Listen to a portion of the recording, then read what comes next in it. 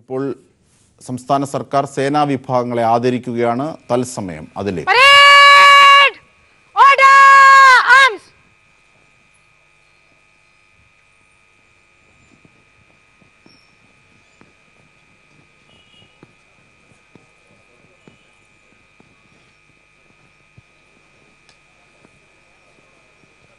Parade is ready for inspection, sir.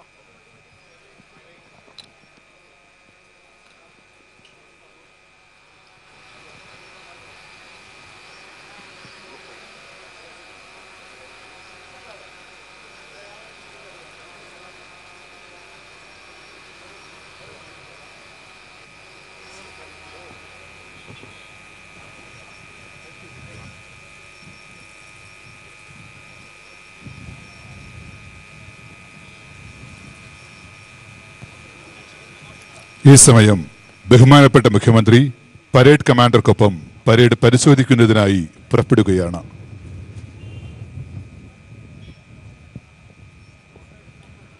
ദുരന്തമുഖത്ത് നായകൻ പതറിയാൽ സർവരും പതറുമെന്നതിൽ തർക്കമില്ല. ഈ നൂറ്റാണ്ടിലെ ഏറ്റവും വലിയ ദുരന്തത്തിന് മുന്നിൽ പതറാതെ ഇരച്ചുവന്ന പ്രളയത്തിനു മുന്നിൽ മനക്കരുത്തിനാൽ കോട്ടകെട്ടി കേരളീയരുടെ ആവേശവും അഭിമാനവുമായി മാറിയ ആദരണീയനായ മുഖ്യമന്ത്രിക്ക് സംസ്ഥാന സേനാ വിഭാഗങ്ങൾ ഹൃദ്യമായ ആദരം അർപ്പിക്കുന്നു.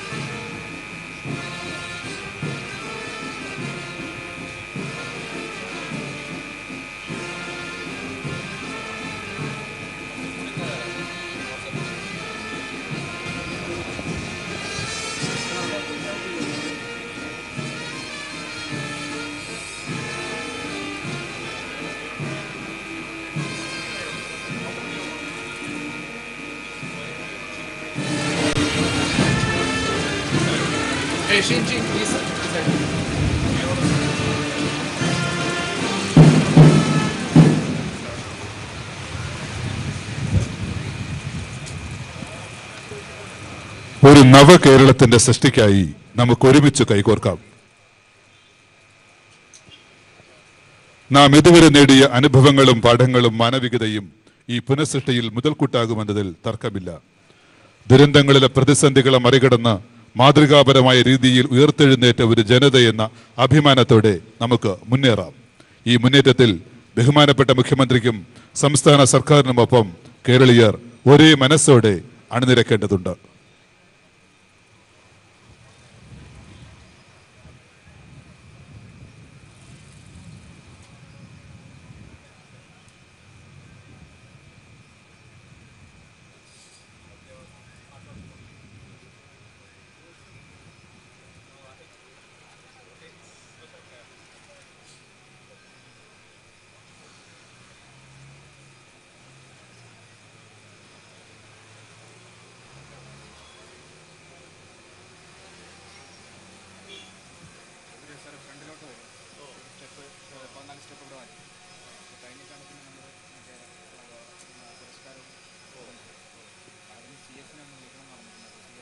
Parade! Shoulder arms! Parade will advance in review order. By the center, quick march!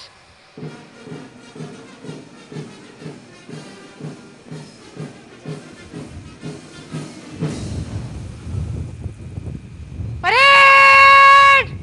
Order arms!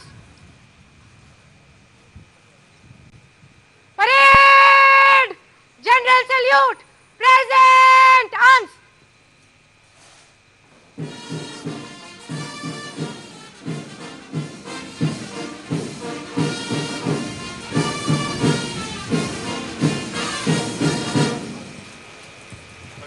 Parade! Order arms! Parade! Stand at ease! ഈ സമയം സ്വാഗത പ്രസംഗത്തിനായി ബഹുമാനപ്പെട്ട ചീഫ് സെക്രട്ടറി അവരുകളെ ആദരപൂർവ്വം ക്ഷണിക്കുന്നു.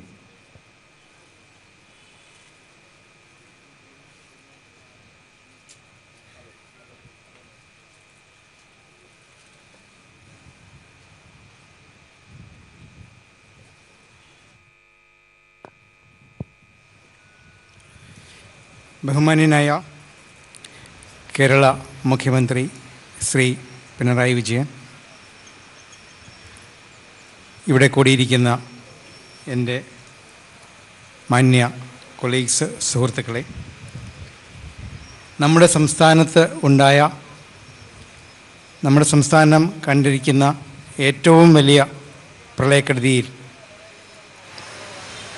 എല്ലാ തരത്തിലുള്ള ത്യാഗങ്ങളും അനുഷ്ഠിച്ചുകൊണ്ട് വളരെ സ്തുത്യർഹമായ സേവനം അനുഷ്ഠിച്ച നമ്മുടെ കേരള സംസ്ഥാനത്തിൻ്റെ സേനാവിഭാഗങ്ങളെ അവർ ചെയ്ത സേവനത്തിനായി ആദരിക്കുന്നതിലേക്കായിട്ടാണ് നാം ഇന്ന് ഇവിടെ കൂടിയിരിക്കുന്നത്. ഈ ആദരിക്കപ്പെടുന്ന സേനാവിഭാഗങ്ങൾ കേരള പോലീസ്, കേരള വനം വന്യജീവി വകുപ്പ്, കേരള എക്സൈസ് വകുപ്പ്, Kerala fire and rescue services, Kerala motor വാഹന വകുപ്പ്, കേരള ജയിൽ വകുപ്പ് എന്നിങ്ങനെ 6 വകുപ്പുകളാണ് മറ്റുള്ള എല്ലാവരുടെയും കൂടെ വളരെ സ്തുത്യർഹമായിട്ടുള്ള സേവനം അനുഷ്ഠിച്ചിരിക്കുന്നത്. ഈ വകുപ്പുകളുടെ തലവന്മാർക്ക് പുരസ്കാരം നൽകുന്നതിലേക്കായിട്ട്, മെമ്മൻറ്റോ നൽകുന്നതിലേക്കായിട്ട് ഞാൻ നമ്മുടെ ബഹുമാന്യനായ കേരള മുഖ്യമന്ത്രി ശ്രീ പിണറായി വിജയനെ ക്ഷണിച്ചുകൊള്ളുന്നു. Thank you. ആദ്യമായി കേരള പോലീസിനു വേണ്ടി ഡയറക്ടർ ജനറൽ ഓഫ് പോലീസ് സംസ്ഥാന പോലീസ് മേധാവി ശ്രീ ലോക്നാഥ് ബെഹ്റ IPS പുരസ്കാരം ഏറ്റുവാങ്ങുന്നു. മഹാപ്രളയത്തെ നേരിട്ടതിൽ കേരള പോലീസ് നൽകിയ സംഭാവനകൾ വിവരണാതീതമാണ്. പ്രളയം വിഴുങ്ങിയ കേരളത്തെ വീണ്ടെടുക്കുന്നതിൽ സംസ്ഥാന പോലീസ് സേന നടത്തിയ പ്രവർത്തനങ്ങൾക്ക് സംസ്ഥാന സർക്കാരിന്റെ ആദരം.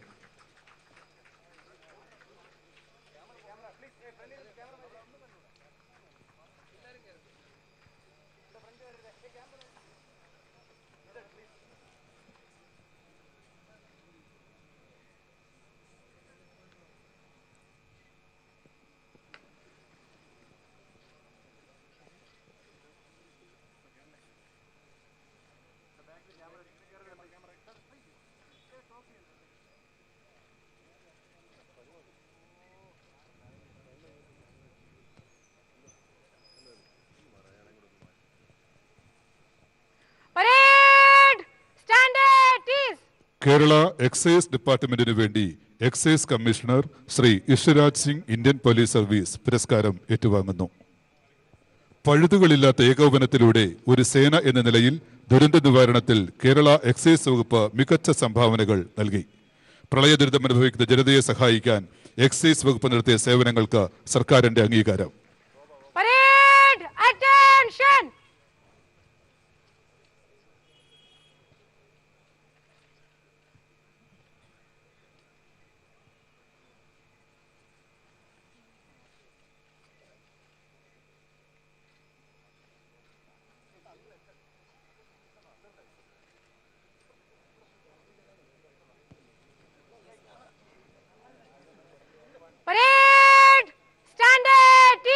കേരള ഫയർ ആൻഡ് റെസ്ക്യൂ സർവീസസിന് വേണ്ടി Shri A Hemachandran Indian police service പുരസ്കാരം ഏറ്റുവാങ്ങുന്നു. ദുരന്തമുഖങ്ങളിൽ അത് മണ്ണിടിച്ചിലായാലും ഉരുൾപൊട്ടലായാലും പേമാരിയായാലും ത്യാഗപൂർവ്വം പണിയെടുക്കുന്ന വിഭാഗമാണ് Kerala fire and rescue services.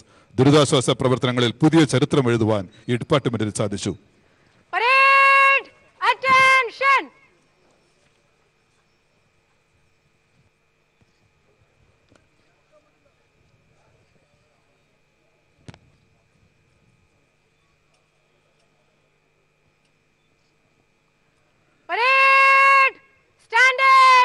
Kerala forest and wildlife ഡിപ്പാർട്ട്മെന്റിന് വേണ്ടി principal chief conservator of forest and head of forest force Shri PK Keshavan IFS പുരസ്കാരം ഏറ്റുവാങ്ങുന്നു.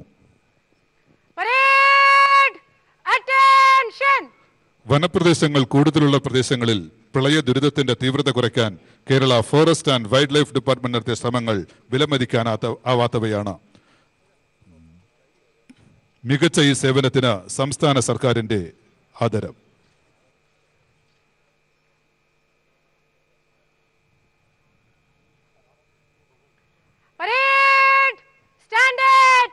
കേരള പ്രിസൺസ് ആൻഡ് കറക്ഷണൽ സർവീസസിന് വേണ്ടി director general of prisons and correctional services of Kerala Shrimati R Sreelekha Indian police service പുരസ്കാരം ഏറ്റുവാങ്ങുന്നു.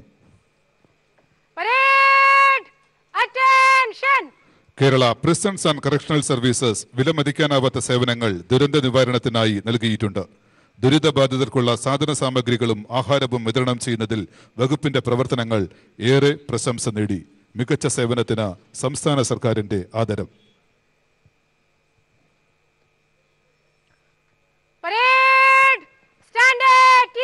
Kerala motor vehicle ഡിപ്പാർട്ട്മെന്റിന് വേണ്ടി transport commissioner Shri Padmakumar Indian police service പുരസ്കാരം ഏറ്റുവാങ്ങുന്നു. Motor വാഹന വകുപ്പ് രക്ഷാദൗത്യത്തിലും ദുരിതാശ്വാസ പ്രവർത്തനങ്ങളിലും ശ്ലാഘനീയമായ പ്രവർത്തനങ്ങളാണ് നടത്തിയത്. സേനാംഗങ്ങളെ ദുരിതബാധിത പ്രദേശങ്ങളിൽ എത്തിക്കുന്നതിലും ദുരിതബാധിതരെ സംരക്ഷിത കേന്ദ്രങ്ങളിൽ എത്തിക്കുന്നതിലും മോട്ടോർ വാഹന വകുപ്പ് നടത്തിയ സേവനങ്ങൾ സ്തുത്യർഹമാണ്. ശ്രദ്ധയാർന്ന സേവനത്തിന് സർക്കാരിന്റെ ആദരം.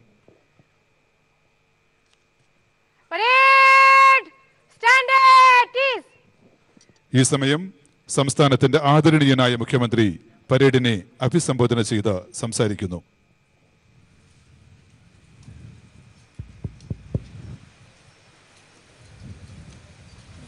സഹോദരീ സഹോദരന്മാരെ, അപ്രതീക്ഷിതമായ ഒരു ദുരന്തമാണ് നമുക്ക് നേരിടേണ്ടി വന്നത്. അതിൻ്റെ ആഘാതത്തിൽ നിന്ന് നമ്മുടെ നാട് ഇപ്പോഴും പൂർണ്ണമായി മോചിതമായിട്ടില്ല. എന്നാൽ ആർത്തലച്ചു വന്ന മലവെള്ളപ്പാച്ചിലും മഹാപ്രളയത്തിലും പതറിച്ചുകൂടാതെ രക്ഷാപ്രവർത്തനം നടത്താൻ കഴിഞ്ഞു എന്നതാണ് നമ്മുടെ നാടിന് അപകടങ്ങൾ കുറച്ചു കൊണ്ടുവരാനിടയാക്കിയ ഏറ്റവും പ്രധാന ഘടകം. വലിയ തോതിലുള്ള ധീരത രക്ഷാപ്രവർത്തനത്തിൽ ഏർപ്പെട്ടവരാകെ കാണിച്ചതായി ഒട്ടേറെ അനുഭവങ്ങളാണ് നാടിന് പറയാനുള്ളത്.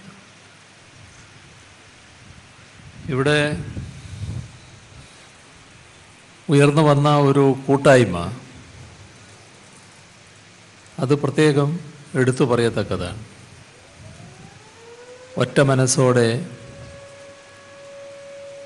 രക്ഷാപ്രവർത്തനമെന്ന ഏക ദൗത്യം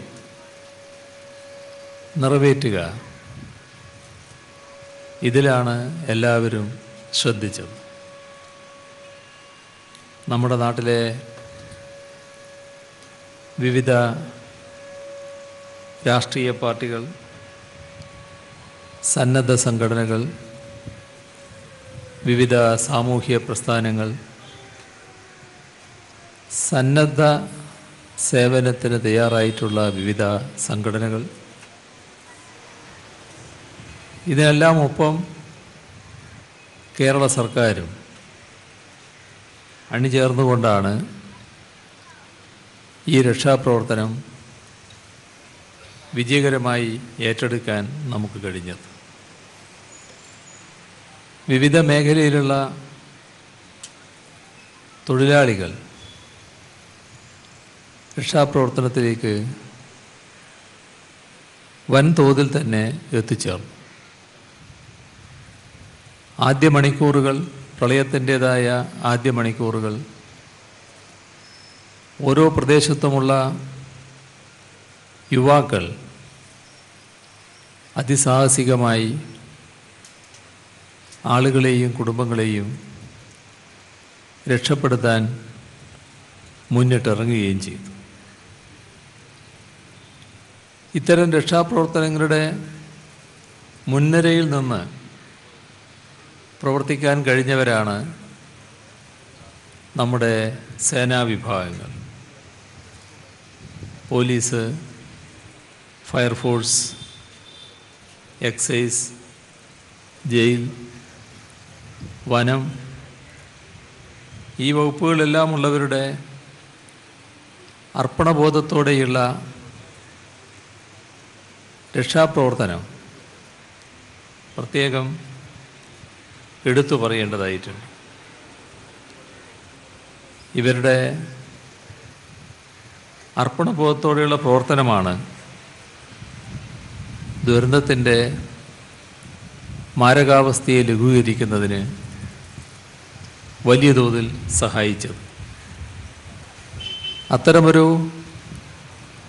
പശ്ചാത്തലത്തിലാണ് ഈ സേനാ വിഭാഗത്തിൽപ്പെട്ടവരെയെല്ലാം ആദരിക്കാൻ ഇത്തരമൊരു ചടങ്ങ് സംഘടിപ്പിക്കുന്നതിലേക്ക് എത്തിയത്.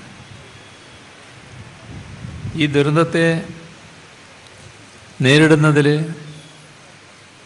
മികച്ച പ്രവർത്തനം നമ്മുടെ കേന്ദ്ര സേനകളും അർദ്ധസൈനിക വിഭാഗങ്ങളും നടത്തിയിരുന്നു. അതോടൊപ്പം തങ്ങളുടെ സഹജീവികളെ സംരക്ഷിക്കുന്നതിനു വേണ്ടി പെട്ടെന്നോടിയെത്തിയ മത്സ്യത്തൊഴിലാളികൾ, ഈ രണ്ടു കൂട്ടരെയും അടുത്ത ദിവസങ്ങളിൽ പ്രത്യേകമായി നാം ആദരിച്ചിരുന്നു. ഈ ദുരന്തമുഖത്ത് ആദ്യം ഓടിയെത്തുകയും പിന്നീട് വന്ന എല്ലാ വിഭാഗങ്ങളെയും കൂട്ടിയോജിപ്പിക്കുകയും ചെയ്ത കർത്തവ്യം നിർവഹിച്ചത് പോലീസ് ഉൾപ്പെടെയുള്ള നമ്മുടെ സേനാ വിഭാഗങ്ങളായിരുന്നു. ഈ മഹാപ്രളയത്തെ നേരിടുന്നതിൽ നമ്മുടെ സംസ്ഥാനത്തിൻ്റെ സേനാ വിഭാഗങ്ങൾ കാണിച്ച ശുഷ്കാന്തിയും സേവന സന്നദ്ധതയും അതോടൊപ്പം വൈദഗ്ധ്യവും അങ്ങേയറ്റം പ്രശംസനീയവും മാതൃകാപരവുമാണ്. രക്ഷാദൗത്യത്തിനുള്ള പ്രത്യേക പരിശീലനമൊന്നും ലഭിക്കാത്തവർ തന്നെ മികവാർന്ന പ്രവർത്തനം നല്ല വൈദഗ്ധ്യത്തോടെ നടത്തിയതുകൊണ്ടാണ് ആ പ്രവർത്തനത്തിലേർപ്പെട്ടവർ കാണിച്ച വൈദഗ്ധ്യത്തെ പ്രത്യേകം എടുത്തു പറയുന്നത്. ഇത് നമ്മുടെ സേനാ വിഭാഗത്തിൻ്റെ സേവന ചരിത്രത്തിലെ ഏറ്റവും തിളക്കമാർന്ന ഒരേടായി മാറുകയാണ്. ഇവിടെ കേന്ദ്രസേന ഇത്തരത്തിലുള്ള വിവിധ രക്ഷാപ്രവർത്തനങ്ങൾ നടത്തി പരിചയമുള്ളവരും രക്ഷാപ്രവർത്തനത്തിൽ ഏർപ്പെടുന്നതിന് ആവശ്യമായ പരിശീലനം നേരത്തെ ലഭിച്ചവരുമാണ്. ആ കേന്ദ്രസേനയുടെ പങ്കിനെ പോലെ തന്നെ ഉയർന്നു നിൽക്കുന്നതാണ് കേരള പോലീസിൻ്റെ രക്ഷാദൗത്യം എന്നതാണ് വസ്തുത. ദുരന്ത സമയത്ത് ദുരിതബാധിത പ്രദേശങ്ങളിലെ പൊതു ചുമതല ജില്ലാ കളക്ടർക്കായിരുന്നു നൽകിയിരുന്നത്. അത്തരം കാര്യങ്ങളിൽ എപ്പോഴും പൊതു ചുമതല ജില്ലാ കളക്ടർക്ക് തന്നെയാണ്. എന്നാൽ ഇത്തരമൊരു ആപൽഘട്ടം വന്നപ്പോൾ രക്ഷാപ്രവർത്തനത്തിൻ്റെ ചുമതല പോലീസിനെയാണ് ഏൽപ്പിച്ചിരുന്നത്. ഇപ്പോൾ തിരിഞ്ഞു നോക്കുമ്പോൾ ആ ചുമതല സ്തുത്യർഹമായി പോലീസ് നിർവഹിച്ചു എന്ന് തന്നെയാണ് കാണാൻ സാധിക്കുക. ഇത് കേരളത്തിലെ പോലീസ് സേനയ്ക്ക് ഏറെ അഭിമാനകരമായ കാര്യമാണ്. സംസ്ഥാന പോലീസ് മേധാവി മുതൽ താഴെത്തട്ട് വരെയുള്ള ഉദ്യോഗസ്ഥർ രക്ഷാപ്രവർത്തന ദൗത്യത്തിൽ തികഞ്ഞ ഏകോപനത്തോടെ പ്രവർത്തിക്കുകയുണ്ടായി. ഓരോ ജില്ലയിലും SP-മാർ നേരിട്ട് ചുമതല വഹിക്കേണ്ടവരാണെങ്കിലും IG-മാരും മറ്റും ഇത്തരം കാര്യങ്ങളുടെ ചുമതല വഹിച്ചുകൊണ്ട് പ്രവർത്തിച്ചിരുന്നു എന്നതും കാണേണ്ടതാണ്.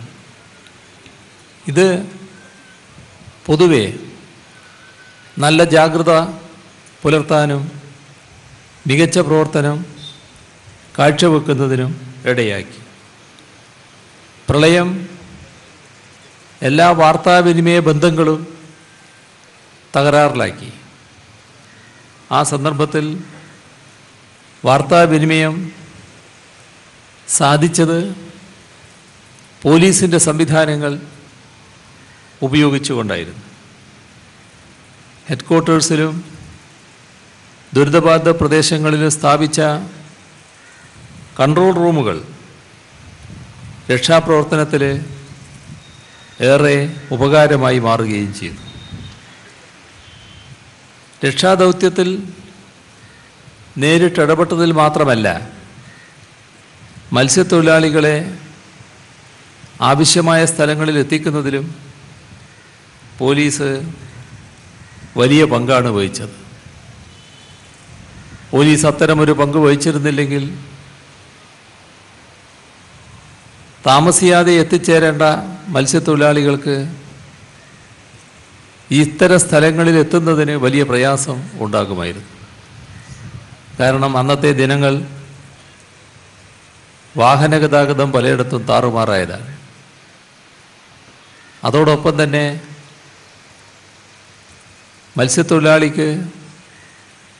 മത്സ്യത്തൊഴിലാളി മാത്രം പോയാൽ പോരാ, അവരുടെ യാനവും പോകണം. അത് കയറുന്നതിന് വാഹനം വേണം. അപ്പോൾ ആ വാഹന സൗകര്യം ഒരുക്കിയതും മത്സ്യത്തൊഴിലാളിയും അവരുടെ യാനങ്ങളുമുള്ള ലോറികൾ ശരിയായ രീതിയിൽ റോഡിലൂടെ സഞ്ചരിച്ച് ലക്ഷ്യസ്ഥാനത്തെത്തുന്നതിന് ഇടയാക്കിയത് പോലീസിൻ്റെ കാര്യക്ഷമമായ ഇടപെടൽ തന്നെയാണ്. ഇവിടെ മത്സ്യത്തൊഴിലാളികൾ രക്ഷാപ്രവർത്തനത്തിൽ പങ്കെടുക്കണമെന്ന് സർക്കാർ തീരുമാനിച്ചപ്പോൾ ഒരു കലവറയുമില്ലാതെ അതിൽ പങ്കാളികളാകാൻ സ്വയമേവ പല തൊഴിലാളികളും മുന്നിട്ടിറങ്ങിയ കാഴ്ച നാം കണ്ടതാണ്. യഥാർത്ഥത്തിൽ സർക്കാരിൻ്റെ ആ തീരുമാനം ശരിയായ രീതിയിൽ വിജയിപ്പിക്കാൻ കഴിഞ്ഞത് പോലീസിൻ്റെ പ്രവർത്തനത്തിലൂടെയാണ് എന്നതും വസ്തുതയാണ്. ഇതോടൊപ്പം വിവിധ മേഖലയിലുള്ള വിവരങ്ങൾ ലഭിക്കണമായിരുന്നു. ആ ഘട്ടത്തിൽ ദിവസവും 2 നേരമെന്ന രീതിയിൽ അവലോകന യോഗങ്ങൾ നടക്കുന്നുണ്ടായിരുന്നു. ആ യോഗങ്ങളിൽ ഓരോ പ്രദേശത്തുമുള്ള നിലയെക്കുറിച്ച് നാം തീരുമാനിച്ച കാര്യങ്ങൾ എത്രത്തോളം പ്രാദേശികമായി എത്തി എന്നതിനെക്കുറിച്ച് വ്യക്തതയുണ്ടായാൽ മാത്രമേ കുറവുകളുണ്ടെങ്കിൽ അത് തിരുത്തുന്നതിനും കൂടുതൽ കാര്യക്ഷമതയോടെയുള്ള പ്രവർത്തനങ്ങൾ സംഘടിപ്പിക്കുന്നതിനും കഴിയുകയുള്ളൂ. ഇതിന് ഇടയാക്കിയത് കൃത്യമായ വിവരങ്ങൾ കൈമാറുന്നതിന് പോലീസ് ഇൻ്റലിജൻസ് സംവിധാനത്തിലൂടെ സാധിച്ചു എന്നതാണ്. അപ്പോൾ പോലീസിൻ്റെ ഇൻ്റലിജൻസ് സംവിധാനവും കാര്യക്ഷമതയോടെയും സ്തുത്യർഹമായും ഈ ഘട്ടത്തിൽ പ്രവർത്തിച്ചു എന്നതാണ് അനുഭവം. അതുകൊണ്ട് തന്നെ നമുക്ക് നല്ല പ്രവർത്തനം കാഴ്ചവെക്കാൻ കഴിഞ്ഞു എന്നതും വസ്തുതയാണ്. ഇത്തരം ഘട്ടങ്ങളിൽ നല്ല നിലക്കിടപെട്ട് പ്രവർത്തിക്കാൻ കഴിയേണ്ട ഒരു വിഭാഗമാണ് കോസ്റ്റൽ പോലീസ് വിഭാഗം. കോസ്റ്റൽ പോലീസിൻ്റെ പങ്കാളിത്തവും നല്ല നിലയിൽ തന്നെ ഉണ്ടായിരുന്നു. ഇതോടൊപ്പം ദുരിതാശ്വാസ ക്യാമ്പുകൾ പല കുടുംബങ്ങളിലുള്ളവർ ഒന്നായി കഴിയുന്നൊരു ക്യാമ്പ്, വ്യത്യസ്തമായ രീതികളുള്ളവർ. അപ്പോൾ ക്യാമ്പ് ഒരു കുടുംബം പോലെ കഴിയേണ്ടതായിട്ടുണ്ട്. അക്കാര്യത്തിൽ നല്ല വിജയം നേടാൻ നമുക്ക് കഴിഞ്ഞു. അതിനിടയാക്കിയത് ക്യാമ്പുകളുടെ സുരക്ഷ മികച്ച രീതിയിൽ കൈകാര്യം ചെയ്യുന്നതിന് അവിടുത്തെ ഏതെങ്കിലും തരത്തിലുള്ള ക്രമസമാധാന പ്രശ്നങ്ങൾ ഉയർന്നു വരുന്നുണ്ടെങ്കിൽ അത് കൈകാര്യം ചെയ്യുന്നതിന് അവിടെ നിയുക്തരായ പോലീസ് ഉദ്യോഗസ്ഥർ വഹിച്ച പങ്കാണ്. എല്ലാ ക്യാമ്പുകളിലും സുരക്ഷാ ചുമതലയുള്ള പോലീസുകാരെ ആ ഘട്ടത്തിൽ നിയോഗിക്കാൻ കഴിഞ്ഞിരുന്നു. റവന്യൂ വകുപ്പിൻ്റെ നേതൃത്വത്തിലാണ് ക്യാമ്പുകൾ സംഘടിപ്പിക്കപ്പെട്ടതെങ്കിലും ഈ സുരക്ഷാ ചുമതല ക്യാമ്പിൻ്റെ സുഗമമായ പ്രവർത്തനത്തിന് സഹായിച്ചു എന്നതാണ് വസ്തുത.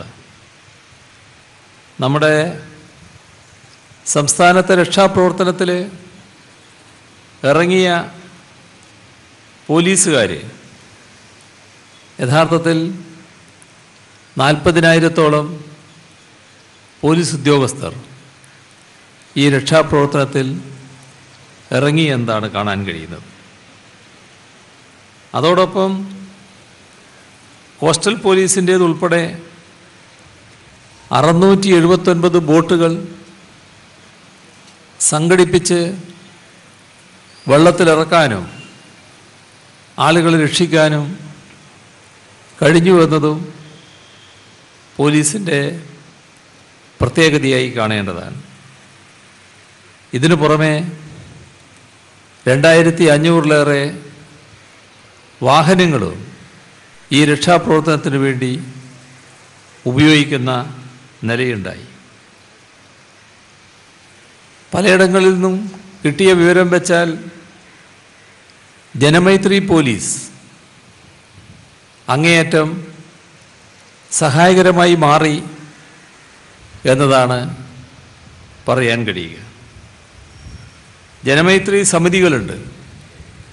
ആ സമിതിയുടെ അംഗങ്ങൾ നടത്തിയ പ്രവർത്തനം പ്രത്യേകം പരാമർശമർഹിക്കുന്നതാണ്.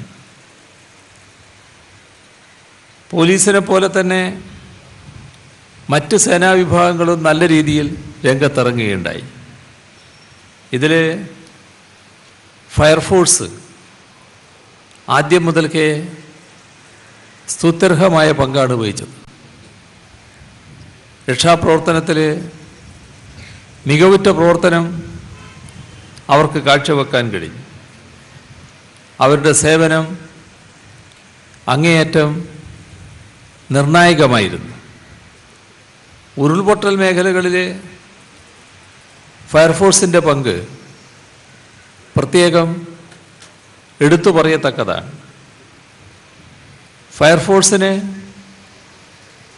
ഫയർഫോഴ്സിനോടൊപ്പം അണിനിരത്താൻ കഴിഞ്ഞ മറ്റൊരു വിഭാഗമുണ്ട്. അതാണ് കമ്മ്യൂണിറ്റി റെസ്ക്യൂ വളണ്ടിയർമാർ.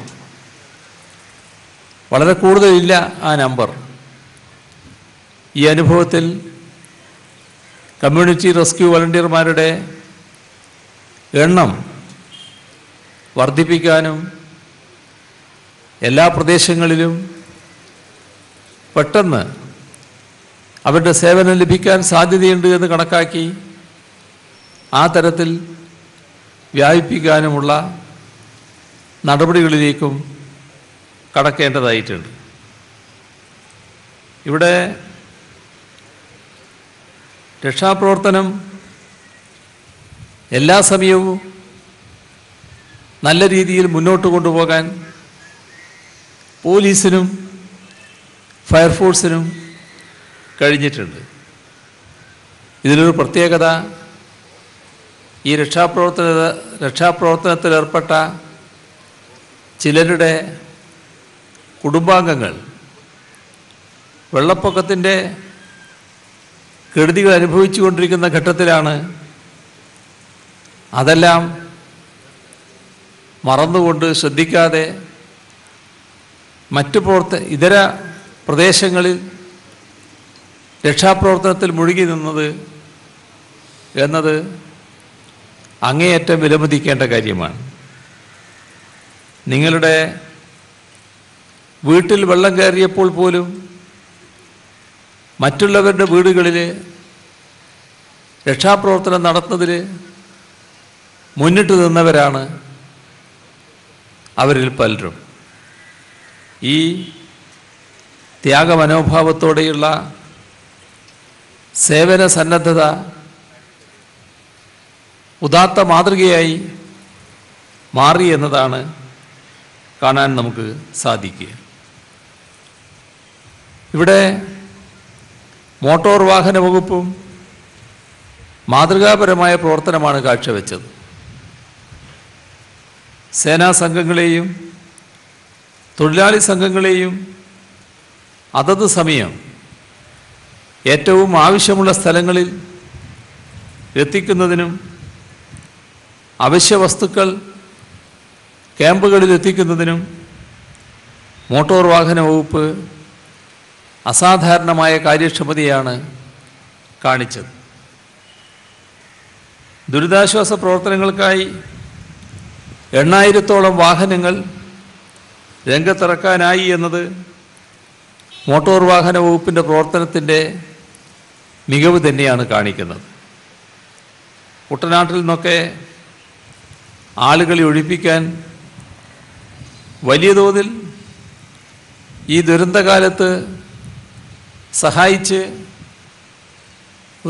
ഒരു തരത്തിൽ താരമായി മാറിയ വാഹനങ്ങളാണ് ടോറസും ടിപ്പറുമെല്ലാം. ഈ വാഹനങ്ങൾ രക്ഷാപ്രവർത്തനത്തിന് ലഭിച്ചത് കൂട്ടത്തോടെ ആളുകളെ രക്ഷിക്കുന്നതിന് സഹായകരമായി എന്ന് രക്ഷാപ്രവർത്തനത്തിൽ ഏർപ്പെട്ടവർ പറഞ്ഞു കേൾക്കുകയുണ്ടായി. ആളുകളെ രക്ഷപ്പെടുത്തി ക്യാമ്പുകളിൽ എത്തിക്കുന്നതിലും നല്ല പ്രവർത്തനം മോട്ടോർ വാഹന വകുപ്പിന് നടത്താൻ കഴിഞ്ഞു. ഇതെല്ലാം വകുപ്പിൻ്റെ യശസ് വർദ്ധിപ്പിക്കുന്നതിന് ഇടയാക്കിയിട്ടുണ്ട്. എക്സൈസ് വകുപ്പും രക്ഷാപ്രവർത്തനം നടത്താൻ ആദ്യഘട്ടത്തിൽ തന്നെ നടപടികളെടുത്തു. കൂടുതൽ സേനാംഗങ്ങളെ എക്സൈസ് വകുപ്പ് രംഗത്തിറക്കാൻ തയ്യാറായി. അതോടൊപ്പം അവരുടെ കയ്യിലുള്ള നിരവധി വാഹനങ്ങൾ രക്ഷാപ്രവർത്തനത്തിനായി വിട്ടു നൽകുകയും ചെയ്തു. അതോടൊപ്പം മദ്യശാലകൾ ഈ പ്രത്യേക സമയത്ത് നിയന്ത്രിക്കുന്നതിൽ പ്രത്യേക ശ്രദ്ധ എക്സൈസ് വകുപ്പ് കാണിക്കുകയും ചെയ്തു. ഇതോടൊപ്പം കാണേണ്ട ഒരു വസ്തുതയാണ്, ഈ ദുരന്തം വലിയ തോതിൽ പ്രശ്നങ്ങളുണ്ടാക്കിയൊരു മേഖലയാണ് വനമേഖല. അവിടങ്ങളിൽ മഴയിലും ഉരുൾപൊട്ടലിലുമൊക്കെ ഒറ്റപ്പെട്ടു പോയവരുണ്ട്. അതിൽ തന്നെ ആദിവാസി മേഖലയിലെ അങ്ങേയറ്റം പാവപ്പെട്ടവരായവർ. അവരുടെ രക്ഷകരായി എത്തിയത് മുഖ്യമായും വനം വകുപ്പ് ഉദ്യോഗസ്ഥരായിരുന്നു. ആദിവാസി ഊരിൽ നിന്ന് ലഭിച്ച ഒരു കൈക്കുഞ്ഞിനെ താലോലിക്കുന്ന ഒരു വനിതാ വനപാലകയുടെ സോഷ്യൽ മീഡിയയിലൊക്കെ വൈറലായ ഫോട്ടോ ആ സേവനത്തിൻ്റെ നേർചിത്രം നൽകുന്ന ഒന്നാണ്. ഇവിടെ എടുത്തു പറയേണ്ടതാണ് ജയിൽ വകുപ്പിൻ്റെ ഈ ഘട്ടത്തിലുള്ള സേവനം.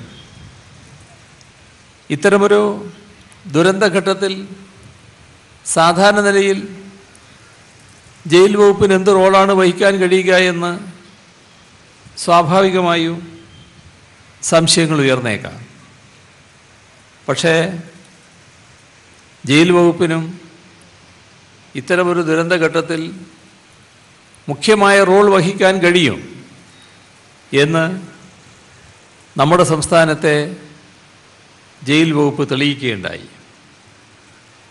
ദുരന്ത മേഖലകളിൽ രക്ഷാപ്രവർത്തകർക്കുൾപ്പെടെ ശരാശരി ഒരു ദിവസം 1,00,000-ലേറെ ചപ്പാത്തി എത്തിക്കുന്നതിന് ജയിൽ വകുപ്പിന് കഴിഞ്ഞു.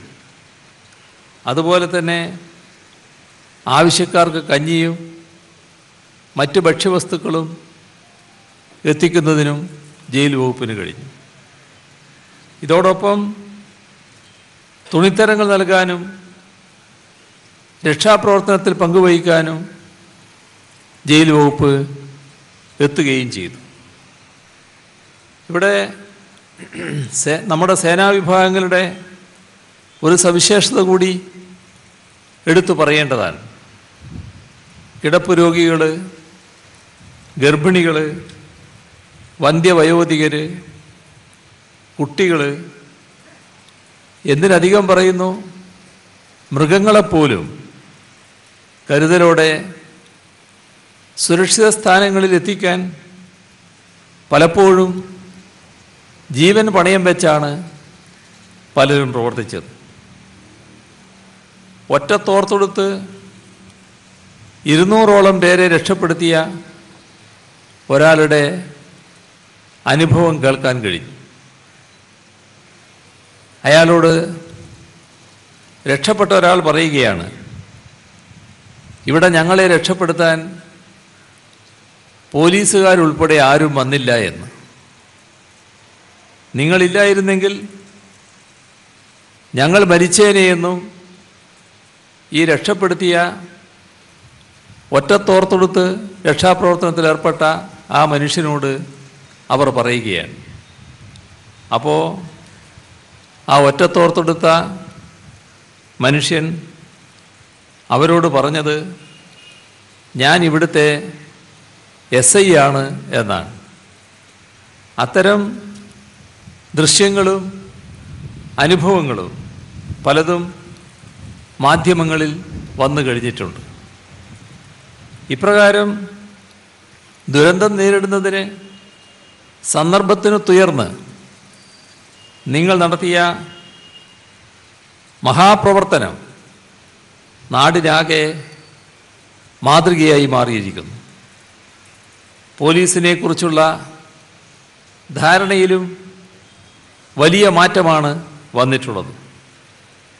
പോലീസ് ജനമൈത്രി പോലീസായാണ് പ്രവർത്തിക്കുന്നതെങ്കിലും പലപ്പോഴും അത്തരത്തിലുള്ള മനോഭാവത്തോടെ ജനങ്ങൾ പോലീസിനെ കാണാറില്ല. യഥാർത്ഥത്തിൽ അതിനിട കൊടുക്കുന്ന ചില നടപടികൾ ഉണ്ടാകാറുമുണ്ട്. എന്നാൽ ആ ധാരണ മാറ്റിക്കുറിക്കാനാണ് ഈ പ്രവർത്തനം വഴിയൊരുക്കിയത്. പ്രളയകാലത്ത് മനുഷ്യസ്നേഹപരമായ തലത്തിൽ രക്ഷാദൗത്യത്തിലേർപ്പെട്ട സേനാവിഭാഗങ്ങളിലെ ഓരോ ആളിൽ നിന്നുമുണ്ടായ പെരുമാറ്റം തങ്ങൾക്ക് ആശ്രയിക്കാൻ കഴിയുന്നവരാണ് ഇവരെന്ന ബോധത്തിലേക്ക് ജനങ്ങൾ എത്തുന്നതിനിടയാക്കിയിട്ടുണ്ട്. ഇത് പോലീസ് സേന ഉൾപ്പെടെ നമ്മുടെ എല്ലാ സേനാ വിഭാഗങ്ങളുടെയും അന്തസ്സ് ഉയർത്തിയിരിക്കുന്നു.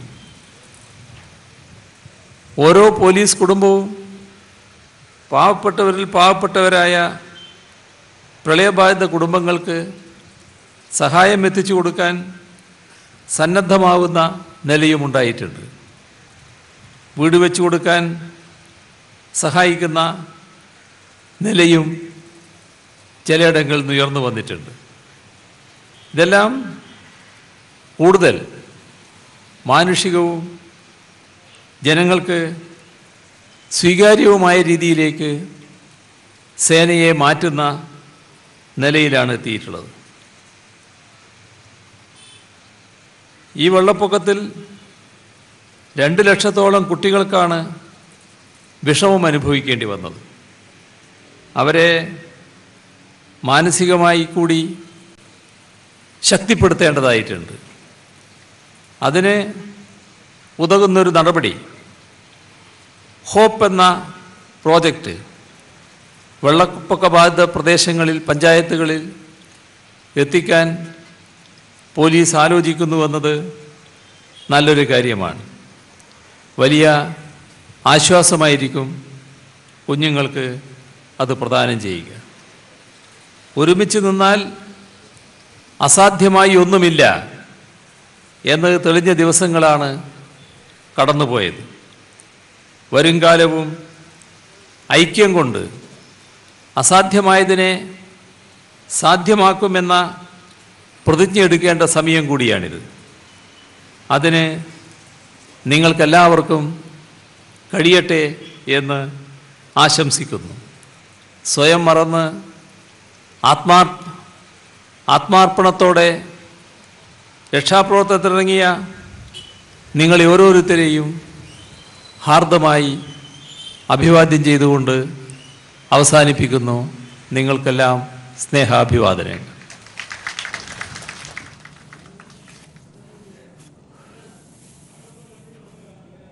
പ്രളയകാലത്ത് ഏൽപ്പിക്കപ്പെട്ട ചുമതല അഭിമാനാർഹമായി ചെയ്തവരാണ് സേനാ വിഭാഗങ്ങളെന്ന് ഓരോ സംഭവങ്ങളും എടുത്തു പറഞ്ഞു മുഖ്യമന്ത്രി സൂചിപ്പിച്ചു. സംസ്ഥാനത്തെ രക്ഷാപ്രവർത്തനം നടത്തിയ സേനകളെ ആദരിക്കുകയായിരുന്നു മുഖ്യമന്ത്രി.